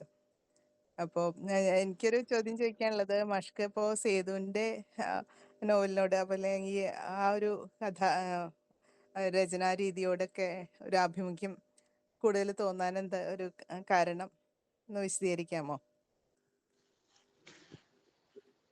അത് ഞാനും ആലോചിച്ചിട്ടുള്ള ഒരു കാര്യമാണ്. എനിക്ക് തോന്നുന്നു ഞാനൊക്കെ വായിച്ചു തുടങ്ങിയത് MTയും മുകുന്ദനും ഒക്കെയാണ്. അപ്പൊ ആ ഒരു രീതിയിൽ തുടർന്ന് എഴുതുന്ന ആളാണ് യഥാർത്ഥത്തില് സേതു. പക്ഷെ ഞാൻ ആദ്യമേ എനിക്ക് തോന്നുന്നു കോളേജിലൊക്കെ ഡിഗ്രിക്ക് മലയാളമൊക്കെ പഠിക്കുന്നതിന് മുമ്പാണ് ഞാൻ പാണ്ഡവപുരം എന്നുള്ള നോവൽ വായിക്കുന്നത്. നമുക്കൊന്നും മനസ്സിലായില്ല, അല്ലെങ്കിൽ എന്താണ് ഇതൊന്നും നമുക്ക് മനസ്സിലാവുന്നില്ല. പക്ഷെ പിന്നീട് കുറച്ച് മലയാളം പഠിച്ച് MA ഒക്കെ പഠിച്ച് അല്ലെങ്കിൽ ആളുകളൊക്കെ ഇതിലോട്ടൊക്കെ എത്തുന്ന ഒരു സമയത്താണ് ഇത് ശരിക്കും പറഞ്ഞ ഒരു സ്ത്രീയുടെ ഉള്ളിലുള്ള, അതായത് പാണ്ഡവപുരത്തില് ഒരു സ്ത്രീ വാതിൽ തുറന്ന് നോക്കുമ്പോൾ ഒരുത്തൻ മുന്നിലിരിക്കുക, വീടിന്റെ മുന്നിലിരിക്കുക. അപ്പൊ ഈ സ്ത്രീക്ക് ഭർത്താവില്ല. അപ്പം എന്തുകൊണ്ടാണ് അയാൾ മുന്നിൽ, നമുക്ക് സേതു പറയുന്നുമില്ല. നമുക്ക് മനസ്സിലാവുന്നൊരു കാര്യം, അത് ആ സ്ത്രീ ഒരു സ്ത്രീയെ സംബന്ധിച്ചിടത്തോളം ഒരു ഉറപ്പ് വേണം. അത് മിക്കവാറും ആ ഉറപ്പ് പുരുഷനായിരിക്കും അവരുടെ ജീവിതത്തില്. അങ്ങനെ അവള് പ്രതീക്ഷിക്കുന്ന ഒരു പുരുഷനാണ് അവിടെ കാണുന്നത്. അപ്പൊ നമുക്കത് മനസ്സിലാവുന്നില്ല. പിന്നീട് ഇത് മനസ്സിലായപ്പോൾ നമുക്കുണ്ടാവുന്ന ഒരു അത്ഭുതമുണ്ട്, ഇങ്ങനെ നോവൽ എഴുതാൻ കഴിയുമോ എന്ന രീതിയിൽ. ഇനി ഇത് അടയാളങ്ങളിൽ എത്തുമ്പോഴോ, ഞാൻ എല്ലാ നോവലെ കുറിച്ചും പറയുന്നില്ല, അടയാളങ്ങളിൽ എത്തുമ്പോഴോ, അടയാളങ്ങൾ എത്തുമ്പോൾ നമ്മൾ ഡൈവേഴ്സിനെ കുറിച്ചൊക്കെ, ഇപ്പൊ ഭാര്യയുടെ ദേഷ്യം തോന്നുമ്പോൾ നമുക്ക് ഡൈവേഴ്സിനെ കുറിച്ചൊക്കെ ആലോചിക്കാം അല്ലെ. പക്ഷെ ഈ നോവൽ വായിച്ചു കഴിഞ്ഞാൽ ഡൈവേഴ്സ് കഴിഞ്ഞ രണ്ടുപേരുടെ ജീവിതം നമുക്ക് ഇപ്പം അത്തരത്തിലൊരു ദുരന്തത്തിന്റെ ഇത് പെട്ടെന്ന് നമുക്ക് ഫീൽ ചെയ്യും. അപ്പം ആ രീതിയിൽ മനസ്സിനെ അപഗ്രഥിച്ചുകൊണ്ട് എഴുതിയിരിക്കുന്ന ഒന്ന്, അതൊരു പക്ഷെ ഒരു കൗൺസിലിംഗ് പോലെയൊക്കെ നമുക്ക് കിട്ടുന്ന ഒന്നാണ്. പിന്നെ ഈ കഥ പറയുമ്പോഴുണ്ടാവുന്ന അതിനെ മുഴുവൻ ഭാഗം, ഇപ്പൊ ഈ നോവൽ വായിക്കുന്ന ആളുകൾക്ക് ജൂതന്മാരുടെ ചരിത്രമൊന്നും ഇനി പഠിക്കണ്ട, മൊത്തം അതിനകത്തുണ്ട്, അവരുടെ ചിന്തകള് എല്ലാം അതിനകത്തുണ്ട്. അപ്പം ആ രീതിയിലോട്ട് പറഞ്ഞു പോകാനായിട്ടാണ് സേതുവിന് പറ്റുന്ന ഒന്നാണ്. ഒരുപക്ഷെ മുകുന്ദൻ, MT, മുകുന്ദൻ, സേതു, ആ രീതിയിൽ നമുക്കൊരു ത്രയത്തെ നമുക്ക് വേണമെങ്കിൽ കാണാം. മലയാളിയെ നല്ല രീതിയിൽ ആസ്വദിപ്പിച്ച ആ ഒരു ഭാഷാപരമായിട്ട് നിൽക്കുന്ന ഒന്ന്. ഇപ്പൊ ഏറ്റവും പുതിയ നോവലുണ്ട്. ഇപ്പൊ വിനോയ് തോമസ്, S ഹരീഷ്, അല്ലെങ്കിൽ ഷെനിലാല്, ഇങ്ങനെയൊക്കെ പറയുന്ന ഈ പുതിയ ആളുകളും, എനിക്ക് തോന്നുന്നു ഇവരുടെയും ഭാഷയൊക്കെ ഈ ഒരു ആളുകൾ നല്ലപോലെ സ്വാധീനിച്ചിട്ടുണ്ട്. അതുപോലെ സേതു എന്ന് പറഞ്ഞ എത്ര നോവലുകളും എത്ര കഥകളും ആണെന്നറിയാമോ? ഇപ്പം 10ഓ 20ഓ നോവലുകൾ നമുക്ക് നമ്മുടെ ഓർമ്മയിൽ നിന്ന് പറയാൻ പറ്റും അത്. അപ്പം കഥകൾ അതിന്റെ എത്രയോ ഇരട്ടിയാണ് എന്നുള്ളത്. ഇത്രയും വലിയ ഉയർന്ന ഇയാള് ഫെഡറൽ ബാങ്കിന്റെ അതായത് ഏറ്റവും ഉയർന്ന ഉദ്യോഗസ്ഥനായിരുന്നു ഇന്ത്യയിലെ തന്നെ. പക്ഷെ അയാൾക്ക് ഇത്രയും എഴുതാൻ പറ്റിയില്ലേ? ഇപ്പൊ നമ്മളൊക്കെ ഇവിടെ ചെറിയ ഒരു അധ്യാപകൻ, നമുക്കൊന്നിനും സമയമില്ല. പക്ഷെ ഇദ്ദേഹം ഇത് ഇത്രയും എഴുതി കൂട്ടിയില്ലേ? എപ്പോ എഴുതി എന്നുള്ളതാണ്. അതും ഏറ്റവും ഓരോന്നും അത്രയും മനോഹരമാണ് താനും. ഞാൻ സേതുവിനെ കുറിച്ചൊക്കെ എന്നോട് ചോദിച്ചാൽ ഞാൻ 2 മണിക്കൂർ സംസാരിക്കും കേട്ടോ. അപ്പൊ അതൊരു കുഴപ്പമാണ്. അപ്പൊ ഒരുപാട് നന്ദി സാറേ. കാര്യം ഇതുകൂടിയാണ് നമുക്ക് കേട്ടിരിക്കുന്ന വിദ്യാർത്ഥികൾക്കായാലും കുറച്ചുകൂടി കൂടുതൽ ആഴത്തിൽ മനസ്സിലാക്കാനും ഒക്കെ ഇങ്ങനെയുള്ള സെഷൻസ് ഉപകരിക്കുമല്ലോ. അപ്പൊ സാറിൻ്റെ ഒരു അനുഭവം പിന്നെ വായനാ രീതിയും എല്ലാം കൂടി ചേർന്ന് വരുമ്പോൾ കുറച്ചുകൂടി മധുരതരമാവും. അപ്പോൾ അതുകൊണ്ട് ചോദിച്ചതല്ലോ. 1 മണിക്കൂർ അന്ന് ആ നാട്ടുകൂട്ടത്തിൻ്റെ ഇടയിൽ അവതരിപ്പിച്ചു, അത് തന്നെ വീണ്ടും എടുത്ത് ഇവിടെ അവതരിപ്പിക്കുന്നു എന്ന് പറഞ്ഞുകൊണ്ട് ചോദിച്ചതാണ്. അപ്പം അത്രയേറെ ഇഷ്ടപ്പെട്ടതുകൊണ്ടാണല്ലോ സാർ ഇത് അവതരിപ്പിക്കാൻ വീണ്ടും തയ്യാറായത് എന്നുള്ളത്. സന്തോഷം സാറേ.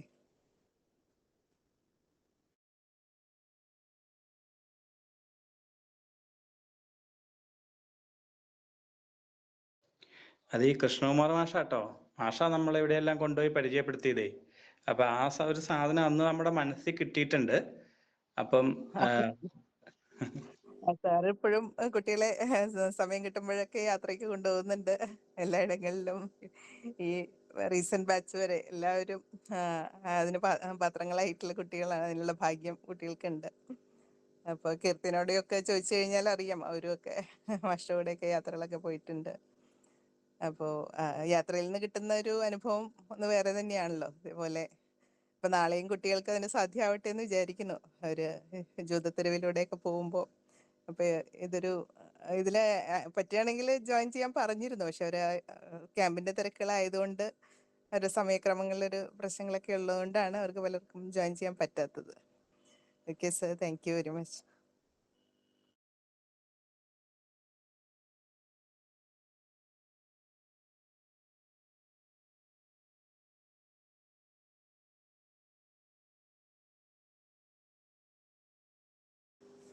ഏവർക്കും സംശയങ്ങളൊക്കെ ചോദിക്കാട്ടോ സാറിനോട്. സാറിൻ്റെ ഒരു വായനയുടെ കാര്യങ്ങളും ഈ ഒരു നോവലിനെ കുറിച്ച് കൂടുതൽ അറിയാനും എല്ലാവരും ഈ ഒരു അവസരം പ്രയോജനപ്പെടുത്തുക.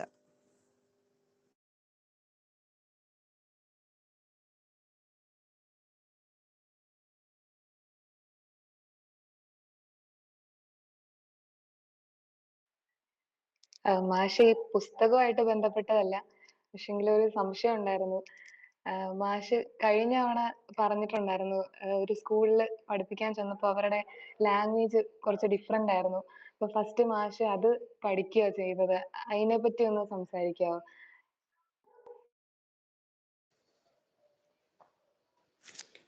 അതെനിക്ക് തോന്നുന്നു, ഞാൻ ഇടുക്കിയിലെ മന്നാങ്കണ്ടം സ്കൂളിലാണ് ഞാൻ കുറച്ചു കാലം ഉണ്ടായിരുന്നത്. 2-3 വർഷം അവിടെ ഉണ്ടായിരുന്നു. അന്നാണ് ഈ ടെക്സ്റ്റ് ബുക്കിന്റെ പ്രവർത്തനങ്ങളും ഉള്ള ഒരു സമയമാണ് അതായാലും. എന്നാലും അവിടെ നമുക്ക് ഈ കുട്ടികളിലോട്ട് എത്താൻ വലിയ പാടാണ്. കാരണം അവിടെ ഈ 4 ട്രൈബൽ വിഭാഗങ്ങളാണ്: മന്നാൻ, അതുപോലെ മുതുവാൻ, ഉള്ളാടർ, അതുപോലെ ഒക്കെ. അപ്പൊ അതിനകത്ത് ഈ കുട്ടികളുടെ ഒരു പ്രശ്നം എന്ന് വെച്ച് കഴിഞ്ഞാല്, ഇപ്പൊ ഒരിക്കലും സ്കൂളില് കഞ്ഞി വെക്കുന്ന ചേച്ചി മാറി. അപ്പം ഒരു വിഭാഗം ആളുകൾ കഞ്ഞി കുടിക്കുന്നില്ല. കാരണം അവർക്ക് കഞ്ഞി കുടിക്കണമെങ്കിൽ അവരുടെ ആളുകൾ തന്നെ വെക്കണം എന്നുള്ളതാണ്. അതുപോലെ വളരെ അവരുടെ ഭാഷയിൽ എപ്പോഴും സംസാരിക്കുക. നമ്മളിലോട്ട് അവര് പിടുത്തം തരില്ല. അതുപോലെ അവരെ പഠിപ്പിക്കാനും ഒക്കെ. ഇപ്പം ലോക്കൽ ടെസ്റ്റ് എന്നുള്ളത് ഇപ്പൊ SCRTയും NCRT ഒക്കെ ആഗ്രഹിക്കുന്ന ഒന്നാണ്. പക്ഷെ അത് നടക്കുന്നുമില്ല. അപ്പോഴാണ് നമ്മൾ അവരുടെ ഭാഷ അങ്ങനെ പഠിക്കാൻ ശ്രമിച്ചപ്പോൾ കേരളവാണ്യം ഉപയോഗിച്ചുകൊണ്ട് അതിനകത്തെ കാര്യങ്ങളൊക്കെ, അത് പിന്നീട് ഞാൻ കാലിക്കറ്റ് യൂണിവേഴ്സിറ്റിയിൽ അത് ഒരു സംഭവം അവതരിപ്പിക്കുക, പിന്നീട് അത് പബ്ലിഷ് ചെയ്യുകയൊക്കെ ചെയ്തിരുന്നു. ഈ ബൈബിള് അവരുടെ ഭാഷയിലേക്ക് വിവർത്തനം ചെയ്തിട്ടുണ്ട്. ഒരു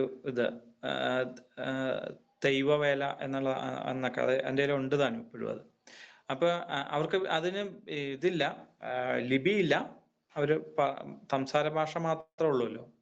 അപ്പൊ മലയാള ലിപിയിലാണ് അവരുടെ അത് ഇതിരിക്കുന്നത്. അപ്പൊ എൻ്റെ ഒരു സ്റ്റുഡന്റ് എന്നെ കാര്യമായി സഹായിച്ചു.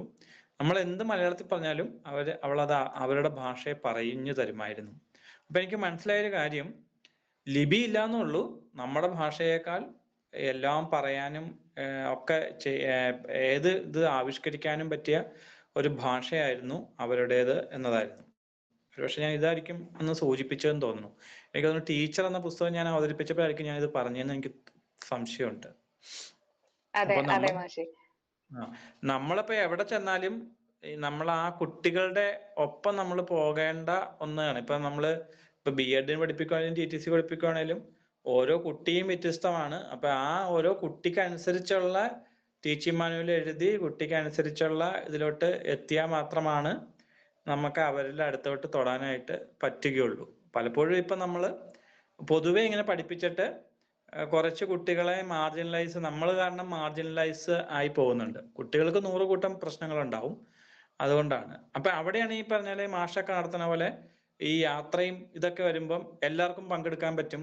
അങ്ങനെയൊക്കെ ഒരു സാധ്യത, ഒരു കൺസ്ട്രക്റ്റിവിസ്റ്റ് അപ്രോച്ചിൽ പോകുമ്പോൾ എന്നുള്ളത്. അപ്പൊ തിയറി ഒരു സ്ഥലത്ത് നിൽക്കുന്നുണ്ട്, നമ്മുടെ പ്രാക്ടിക്കൽ സൈഡ് വേറൊരു സൈഡിലാണ് എന്നതാണ്. ഇപ്പോഴും ഞാൻ നമ്മളോട് ഈ ടീച്ചിങ് പ്രാക്ടീസ് ഒക്കെ കഴിഞ്ഞിട്ട് പഠിപ്പിക്കാൻ പോണ കുട്ടികളോടൊക്കെ നമ്മൾ ചോദിക്കുമ്പം അവര് കുറച്ചുപേരെ മാറ്റി നിർത്തിയിട്ടാണ് അവർ പഠിപ്പിക്കുന്നത് എന്നുള്ളത്. അത് തെറ്റൊന്നുമല്ല, പക്ഷെ അവരെയും കൂടി നമ്മൾ ഉൾക്കൊള്ളുമ്പോഴാണ് യഥാർത്ഥത്തിൽ വിദ്യാഭ്യാസം നടക്കുന്നത്. ആ ബൈബിളിൽ തന്നെ ഉണ്ടല്ലോ, ഇപ്പം വഴിതെറ്റിപ്പോയ ഒരാളെ വരുമ്പം പോത്തിനെ വെട്ടി അറക്കണം എന്നൊക്കെയാണ് ബൈബിളിൽ പറയുന്നത്. അതൊരു ചെറിയ കാര്യമൊന്നുമല്ല.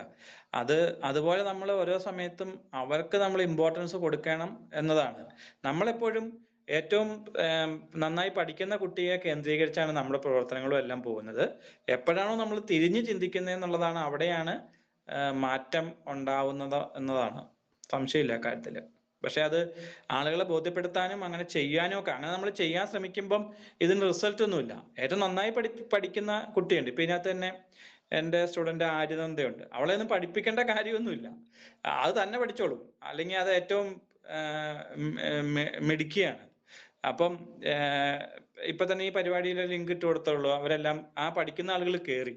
പക്ഷെ ഇതൊന്നും കാണാതെ പോകുന്ന ഒത്തിരി ആളുകളുണ്ട്. അവരിലോട്ടാണ് നമ്മൾ എത്തേണ്ടതെന്നുള്ള രീതിയിലാണ്. അല്ലെങ്കിൽ അധ്യാപകന്റെ ജോലി എന്ന് വെച്ചാൽ അവരിലെത്തുക എന്നതാണ്.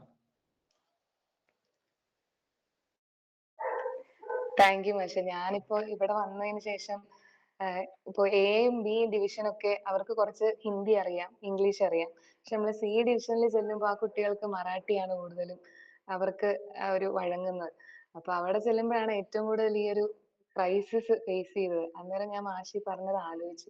പക്ഷെ അത് പഠിക്കുക എന്ന് പറയുന്നത് ഭയങ്കര ഡിഫിക്കൽട്ട് ആണ്. പിന്നെ അത്രയും സമയവും ഇല്ല. പഠിച്ചെടുക്കാനായിട്ട് കുറച്ച് ബുദ്ധിമുട്ടുള്ളതാണ്. പക്ഷെ കുറച്ചൊക്കെ ഞങ്ങൾ 3 പേരും കൂടാണ് ഇവിടെ വന്നത്. അപ്പൊ ഞങ്ങൾ 3 പേരും ഇപ്പൊ കുറച്ചൊക്കെ പഠിച്ചു. അപ്പൊ കുറച്ചെന്തെങ്കിലും പറയുമ്പോൾ അവർക്കും ഒരു അതിശയമാണ്. ചിലപ്പോ ഇപ്പൊ കൺവേ ചെയ്യുന്ന ഫുള്ള് നമുക്ക് മനസ്സിലായില്ലെങ്കിൽ പോലും എന്താണെന്നുള്ളത് ആ ഒരു ലാംഗ്വേജ് അല്ലാതെ തന്നെ നമുക്ക് മനസ്സിലാക്കുന്ന ഒരു അവസ്ഥയിൽ എത്തി ഇപ്പോ ആ കുട്ടികളുമായിട്ട്. അപ്പൊ ഞാൻ അത് ഇങ്ങനെ ആലോചിച്ച്, അതുകൊണ്ട് അതിനെപ്പറ്റി കൂടുതൽ അറിയണം എന്ന് എനിക്കൊരു ആഗ്രഹം. ഇവിടെ വന്ന ഒരു ഡയറക്റ്റ് എക്സ്പീരിയൻസ് കിട്ടിയപ്പോൾ എനിക്ക് തോന്നി കൂടുതൽ അത് ചോദിച്ച് മനസ്സിലാക്കണമെന്ന്. താങ്ക് യു മാഷി. ടീച്ചർ ആ ലാംഗ്വേജ് ഒക്കെ പഠിച്ചിട്ട് നമ്മുടെ നല്ല പുസ്തകങ്ങളൊക്കെ ആ ഭാഷയിലോട്ട് വിവർത്തനം ചെയ്യുകയും അവിടുന്ന് നല്ല പുസ്തകങ്ങൾ മലയാളത്തിലേക്ക് വിവർത്തനം ചെയ്യാനൊക്കെ ടീച്ചർ പിന്നെ ടീച്ചറിനെ പിടിച്ചാൽ കിട്ടില്ല കേട്ടോ. ടീച്ചർ കാര്യമായി ശ്രമിച്ചു നോക്ക്.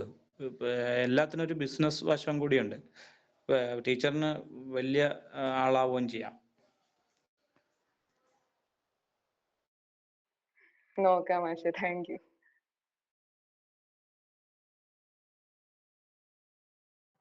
സമയം കളയണ്ട. മാഷിനോട് ചോദ്യങ്ങൾ ചോദിക്കാം, എന്തെങ്കിലും അഭിപ്രായങ്ങൾ പറയാം.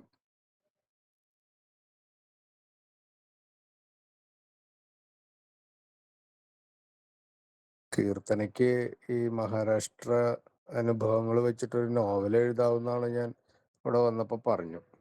എഴുത്തൊരു വലിയ തെറാപ്പിയാണ്. ഈ സേതു ഈ പുസ്തകം എഴുതിയത് ഒരു തെറാപ്പി തന്നെയാണ്. കാരണം നമ്മൾ എവിടെ ചെന്നാലും അല്ലെ എവിടെ നിന്നാലും ആ ഒരു പരിസരത്തിന്റെ കുറെ കഥകളും ചിന്തകളും വികാരങ്ങളും എന്തായാലും തുറന്നു വെച്ച മനസ്സുണ്ടെങ്കിൽ കയറി വരും. അതിനെ കേന്ദ്രീകരിച്ച് കുഞ്ഞു കുഞ്ഞു കുറിപ്പുകൾ എഴുതി വെച്ച അതിനെ ചേർത്താൽ, ഒരു മാല പോലെ ചേർത്താൽ എന്തായാലും ഒരു ആഖ്യായികയായിട്ട് മാറും എന്നുള്ളതാണ്. അത് ഇവരൊക്കെ ചെയ്യുന്ന, ഇപ്പൊ മാഷ് പറഞ്ഞ പോലെ ഇതിനൊക്കെ ഒരു ബിസിനസ് തലം കൂടി ഉണ്ടെന്ന് പറഞ്ഞ പോലെ ഇതിനൊക്കെ ഒരു പ്രൊഡക്ടിവിറ്റി സാധ്യത ഉണ്ട്. നമ്മളെ അത്രയും അസ്വസ്ഥമാകുന്ന ഒരു പ്രവാസകാലം സുഖകരമാക്കി എടുത്തത് ബെന്യാമിനടക്കം അങ്ങനെയാണ്. ഒരു വൈകാരികതയെ നമ്മൾ അക്ഷരങ്ങളാക്കി മാറ്റുക എന്നുള്ളൊരു തന്ത്രം. സേതു ശരിക്കും സ്വന്തം നാടിന് ചേന്ദമംഗലംകാരനാണ്. ചേന്ദമംഗലത്തെ നിത്യ കാഴ്ചകളാണ് ഇത്. ഈ ഇത്തരം ജൂതന്മാരെ കാണുന്നതും അവരെ കുറിച്ച് ഇപ്പൊ മാഷും ഞാനൊക്കെ കൂടി അജീഷ് മാഷൊക്കെ കൂടി ഒന്നിച്ച് പോയിട്ടുള്ള സിനഗോഗ് യാത്രകള് അതിപ്പോഴും മറക്കൂല. അതുപോലെ അവസാന ജൂതന്മാരെന്ന് പറഞ്ഞിട്ടൊരു കുടുംബം അവിടെ താമസിക്കുന്നുണ്ടായിരുന്നു.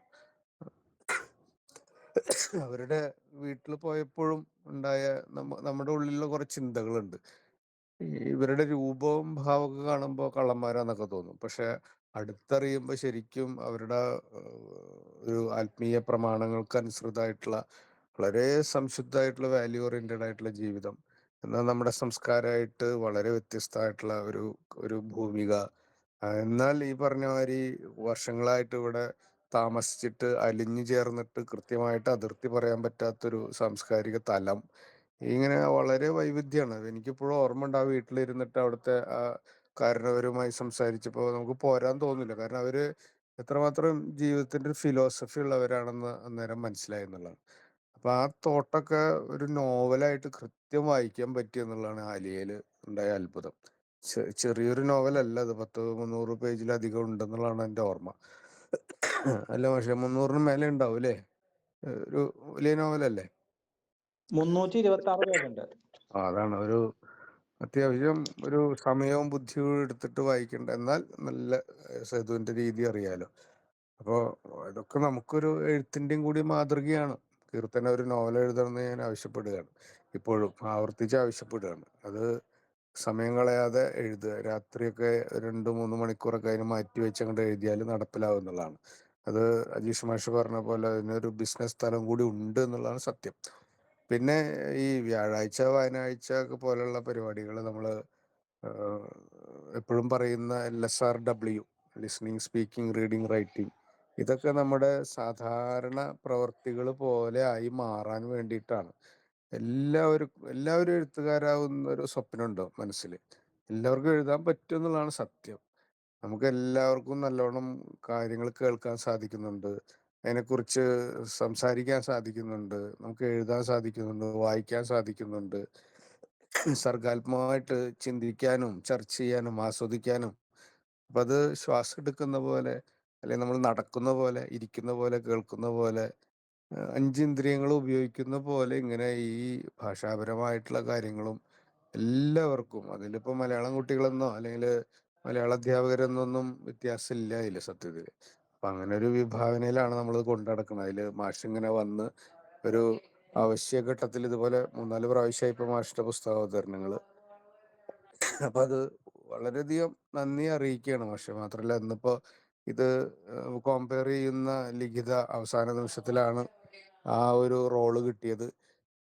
സ്വാഗതം പറഞ്ഞ നമ്മുടെ തന്നെ ഈ ഇതിന്റെ വ്യാഴാഴ്ച വായനാഴ്ചയുടെ സ്റ്റുഡന്റ് കോർഡിനേറ്ററാണ് ലയന. ഇനി നന്ദി പറയാൻ പോകുന്ന എല്ലാവർക്കും പ്രത്യേകം നന്ദിയും സ്നേഹവും വീണ്ടും വീണ്ടും പറയുകയാണ്. ഇത് നമുക്ക് റെക്കോർഡ് ചെയ്ത് തരുന്ന വിഷ്ണുവിനോട് പ്രത്യേകം സ്നേഹം വീണ്ടും അറിയിക്കുകയാണ്. പലയിടങ്ങളിൽ നിന്നുള്ള ശ്രോതാക്കൾ ഇതിലുണ്ട് എന്നുള്ളതാണ് രസകരമായ കാര്യം. പല തലങ്ങളിലുള്ള ആളുകൾ, നമ്മുടെ കോളേജിന്റെ വിദ്യാർത്ഥികൾ, പൂർവ്വ വിദ്യാർത്ഥികള്, സുഹൃത്തുക്കള്, മാഷിന്റെ സുഹൃത്തുക്കള്, അങ്ങനെ അങ്ങനെ പല രീതിയിൽ പല ഇടങ്ങളിൽ നിന്നുള്ള ആളുകൾ ഇതിൽ പങ്കെടുക്കുന്നുണ്ട്. ബാംഗ്ലൂര്, ഔട്ട്സൈഡ് ഇന്ത്യ, അങ്ങനെയൊക്കെ. എല്ലാം കൊണ്ടും സന്തോഷം. എന്തായാലും ഒറ്റ കാര്യമുള്ളൂ, വായിക്കാത്തവര് ഈ പുസ്തകം ലൈബ്രറിയിൽ നിന്ന് എടുത്ത് വായിക്കുക. വാങ്ങി വായിക്കണം എന്ന് പറയുന്നില്ല, എടുത്ത് വായിക്കുക. അത് അതിനെക്കുറിച്ചൊക്കെ ചിന്തിക്കുക. മാത്രമല്ല ഇതേ പരിസരങ്ങള് നമ്മുടെയും ജീവിതത്തിലുണ്ട്. അതിനെ രചനകളാക്കി മാറ്റാൻ ശ്രമിക്കണം എന്നുള്ളതാണ് കേട്ടോ. എല്ലാവർക്കും നന്ദി.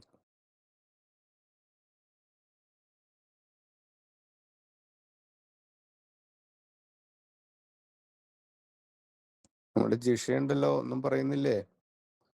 റിനി ടീച്ചറെ, ഓരോരുത്തരെ അറ്റൻഡൻസ് വിളിക്കാൻ. അഞ്ജിത,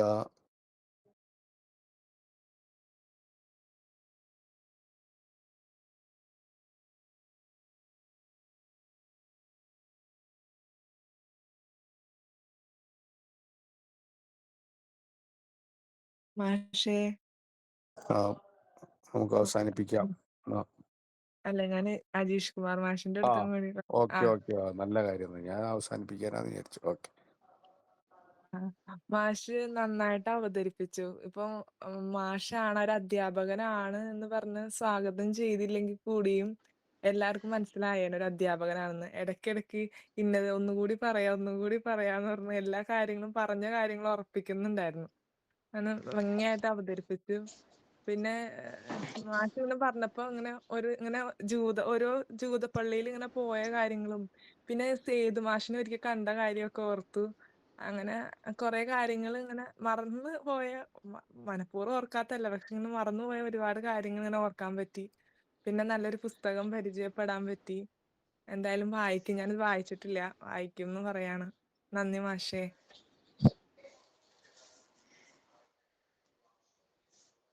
പക്ഷേ ലിഖിത ഇപ്പൊ അവിടെ പഠിച്ചുകൊണ്ടിരിക്കുന്ന കുട്ടിയാണ്. MA മലയാളം റാങ്ക് ഹോൾഡറാണ്. പിന്നെ നന്നായി എഴുതും. അപ്പോൾ ഇവരെ കൊണ്ടൊക്കെ പുസ്തകം ഇറക്കിക്കാനുള്ള ഒരു ഒരു എന്താ പറയാ ഉഗ്രാണത്തിലാണ് ഞാൻ ഇരിക്കുന്നത്. ശ്രമിച്ചുകൊണ്ടിരിക്കുന്നുണ്ട്. നന്നായി എഴുതും ലിഖിത. അവിടെ എത്തുന്നവർ ഭാഗ്യവാന്മാരാണ്. എനിക്ക് വീണ്ടും അവിടെ പഠിക്കണമെന്നൊക്കെ ഉണ്ട്. അവിടെ വന്നിരിക്കാം പക്ഷേ അവിടെ ക്ലാസ്സിൽ എപ്പോഴും വേണേ വന്നിരിക്കാം.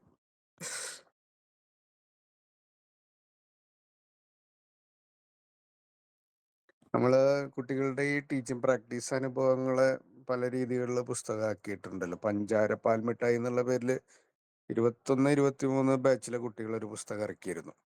അപ്പൊ അത് നമ്മളിപ്പോ ഇപ്പത്തെ ജൂനിയേഴ്സ്, അതായത് 24, 26 ബാച്ചിലെ കുട്ടികൾ രണ്ടുപേര് ചേർന്ന് അടുത്ത ഒരു വ്യാഴാഴ്ച വായനാഴ്ച ലക്കത്തിൽ നിരൂപണം ചെയ്യുന്നുണ്ട്. അപ്പൊ ആ ലക്കം പരമാവധി ആളുകൾ പങ്കെടുക്കണം. ടീച്ചിങ് പ്രാക്ടീസ് അനുഭവങ്ങളെ നിത്യം ചെറിയ ചെറിയ കുറിപ്പുകളായിട്ട് എഴുതും. എന്നിട്ട് അതിനെ ഒരു പുസ്തകമാക്കും. അപ്പൊ ഈ ബാച്ചിൽ നമ്മളത് ശ്രമിക്കുന്നുണ്ട്. ഈ ബാച്ചിന് പേരൊന്നും ഇട്ടിട്ടില്ല.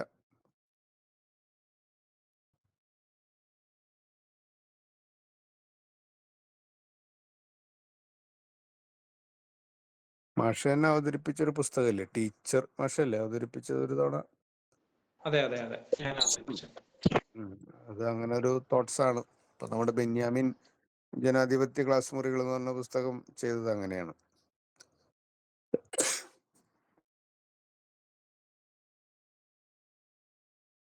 എന്നാ ആരെങ്കിലും പറയുന്നുണ്ടെങ്കിൽ വേഗം പറയാം. റെനി ടീച്ചർ ഒരു 2 വാക്ക് പറഞ്ഞാൽ സന്തോഷമായിരിക്കും. റെനി മോൾ.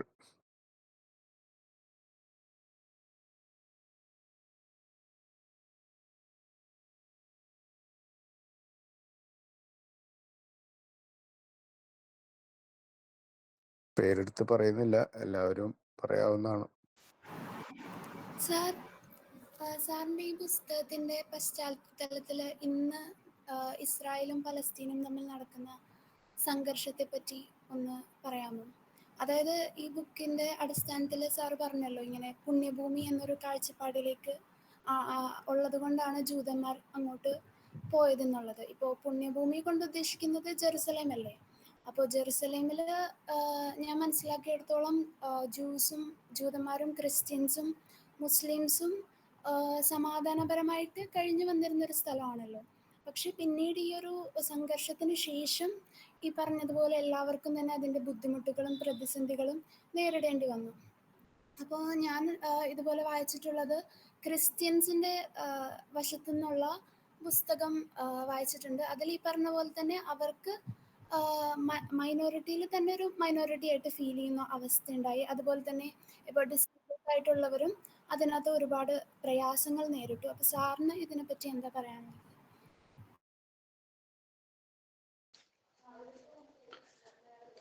ഈ നോവലില് ഇവരങ്ങോട്ട് പോകുന്നു എന്നല്ലാതെ അവിടുത്തെ കാര്യങ്ങളെ കുറിച്ചൊന്നും വരുന്നില്ല.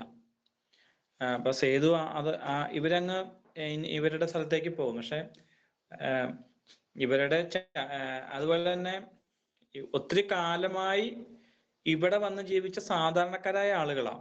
അതുകൊണ്ട് അവർക്ക് അവിടുത്തെ സ്ഥിതിഗതികളെ കുറിച്ചൊന്നും അറിയില്ല. ഇനി അവർക്ക് ഈ സ്ഥലം തന്നെ ഇത് ഭയങ്കര ചരിത്രമാണല്ലോ. ഇവരുടെ ഈ സ്ഥലം ഇവർക്ക് നഷ്ടപ്പെട്ടു. അവർക്ക് അവിടെ നിന്ന് പലായനം ചെയ്യേണ്ടി വരുന്നു. അതിനുശേഷം അവര് അതായത് വർഷങ്ങളായിട്ട് പല തലമുറകളായിട്ട് അവർ ആ സ്ഥലത്തെ അവിടെ എത്താനായിട്ട് ആഗ്രഹിക്കുക. എന്നിട്ട് പക്ഷെ അവർക്ക് ആ സ്ഥലം കിട്ടിയില്ല. അപ്പൊ പക്ഷെ പിന്നീട് അവര് അതിന്റെ ആ ഭാഗത്തിന്റെ ഒരു മരുഭൂമി അവര് കാശ് കൊടുത്ത് മേടിക്കുമായിരുന്നു. പല സ്ഥലത്ത് പോയി പൈസ ഉണ്ടാക്കിയിട്ട് എന്നിട്ട് അവർ അങ്ങോട്ട് പോവുകയാണ്. നല്ല സ്ഥലമൊന്നും അവർക്ക് കിട്ടിയില്ല. പക്ഷെ ആ ഒരു ചരിത്രം ഒന്നും ഇതിനകത്ത് വരുന്നില്ല. ഇത് ഇവിടുന്ന് കേരളത്തെ വിട്ടുപോകാനുള്ള അവരുടെ കേരളവുമായിട്ടുള്ള ഒരു പൊക്കിൾക്കൊടി ബന്ധത്തെ അറക്കാൻ വേണ്ടി ശ്രമിക്കുമ്പോൾ അവർക്കുണ്ടാവുന്ന പ്രശ്നങ്ങളായിരുന്നു കൂടുതലും. അപ്പൊ അവിടുത്തെ യാഥാർത്ഥ്യത്തെ കുറിച്ച് ഒരു ചർച്ച ഇതിനകത്ത് സംഘടിപ്പിക്കുന്നുണ്ട്. അപ്പോഴാണ് അവരവിടെ പോയിട്ട് എങ്ങനെ ജീവിക്കും, അതായത് ആട് മേക്കണ ജോലി ചെയ്യേണ്ടി വരും, അല്ലെങ്കിൽ ഈ മരുഭൂമിയിൽ പണിയെടുത്ത് അതിനെ മെച്ചപ്പെടുത്തുന്നതിന് വേണ്ടി ഒരു ഏരിയ അവർക്ക് കിട്ടുമായിരിക്കും എന്നൊക്കെ ഒരു സങ്കല്പിക്കുന്ന ഒരു കാര്യം മാത്രമാണ് ഈ നോവലില് വരുന്നത്. പക്ഷെ ഈ ചരിത്രത്തിൽ ഇവിടുന്ന് പോയ ആളുകൾ അവിടെ ചെന്ന് അവര് വലിയ അവിടെ പണിയെടുത്ത് ആ പ്രദേശം മുഴുവൻ നന്നാക്കുകയും ഇപ്പൊക്കെ അവിടെ വലിയ ഫലഭൂഷ്ടിയുള്ള സ്ഥലം, മരുഭൂമി എന്ന് ഓർക്കണം, അത് മാറ്റം ചെയ്തു എന്നുള്ളതാണ് ചരിത്രം. മറ്റൊന്ന്, ഇതിനകത്ത് ഇപ്പം ഈ സംഘർഷത്തിന്റെ പശ്ചാത്തലം ഇപ്പം ഇസ്രയേല് അല്ലെങ്കിൽ യേശു ജനിച്ച ആ സ്ഥലത്തൊന്നും ഒരു പ്രശ്നങ്ങളും ഇല്ല. അതൊന്ന് കുറെ ദൂരെയാണ് യഥാർത്ഥത്തിൽ ഇപ്പൊ ഈ സ്ഥലം, ഇവരുടെ ഈ സ്ഥലമുള്ള ഇവർ വീണ്ടും പോയ സ്ഥലങ്ങൾ ഉള്ളത്. അല്ലെങ്കിൽ ഒരു ക്രിസ്ത്യൻ ഇതിന് സംഘർഷമൊന്നും നോവലില് വരുന്നുമില്ല എന്നുള്ളത്.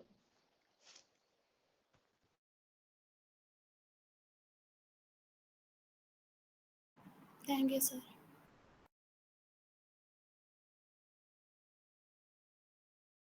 ഇപ്പൊ ചോദ്യം ചോദിച്ച ഫായിസ നല്ലൊരു വായനക്കാരിയാണ് കേട്ടോ മാഷെ. ഇംഗ്ലീഷ് ഓപ്ഷനിലെ കുട്ടിയാണ്. മനസ്സിലായി.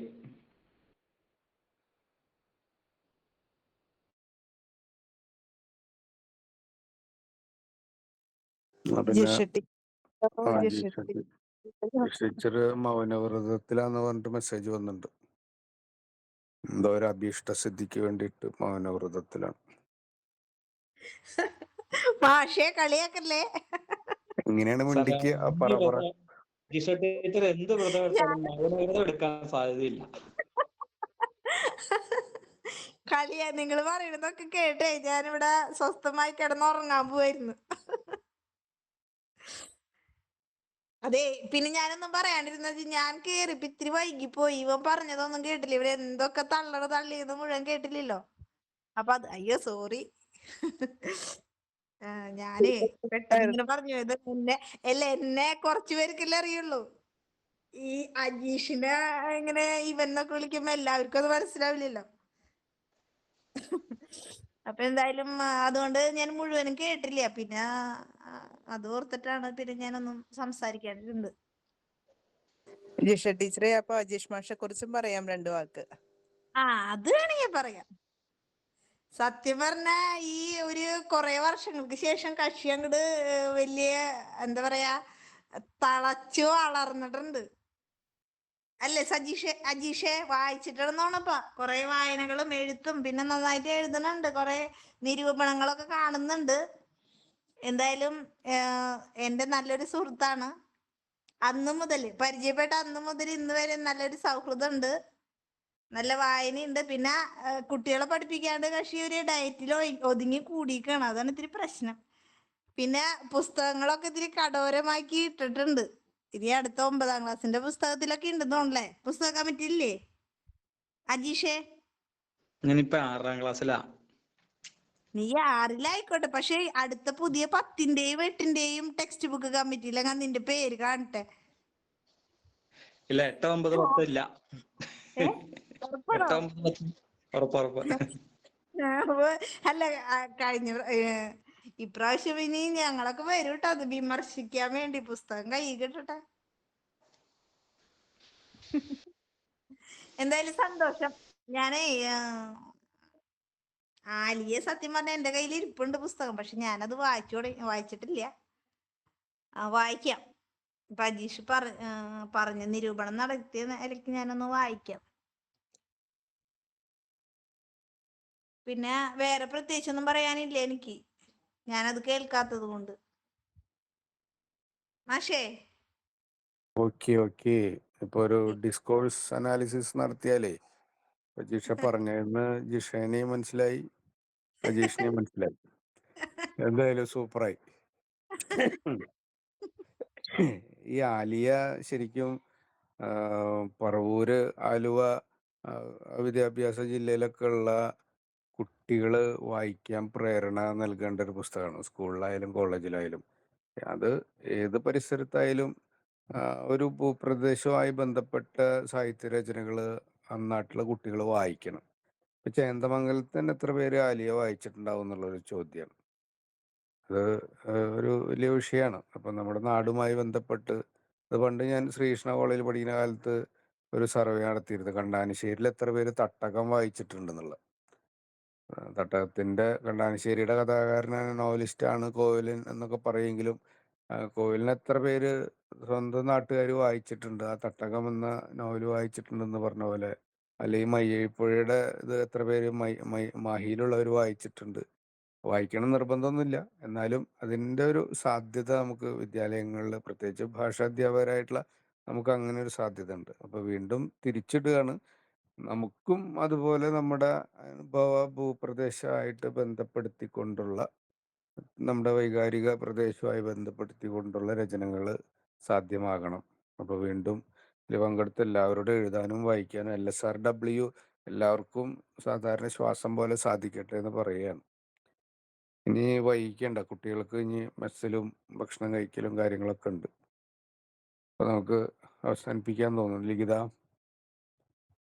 മാഷേ, അവസാനം നന്ദി പറയുന്നതിനായി സ്വാതി PV ക്ഷണിക്കുന്നു. 1-ാം വർഷം ഇംഗ്ലീഷ് വിദ്യാർത്ഥിനിയായ സ്വാതി PV ക്ഷണിക്കുന്നു.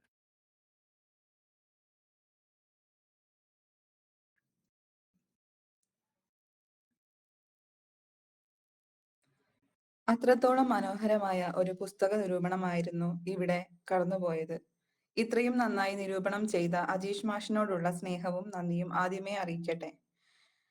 ഈ പരിപാടിക്ക് വേണ്ട സപ്പോർട്ട് നൽകുന്ന ബഹുമാനപ്പെട്ട principal doctor Susmita miss, teacher coordinators ആയ കൃഷ്ണകുമാർ മാഷ്, ഹീര മിസ് എന്നിവരോടും നന്ദി അറിയിക്കുന്നു. ഈ പരിപാടിയോട് സഹകരിച്ച, ഈ പരിപാടി ശ്രവിച്ച എല്ലാ പുസ്തക പ്രേമികളോടും നന്ദിയും സ്നേഹവും അറിയിക്കുന്നു. നന്ദി.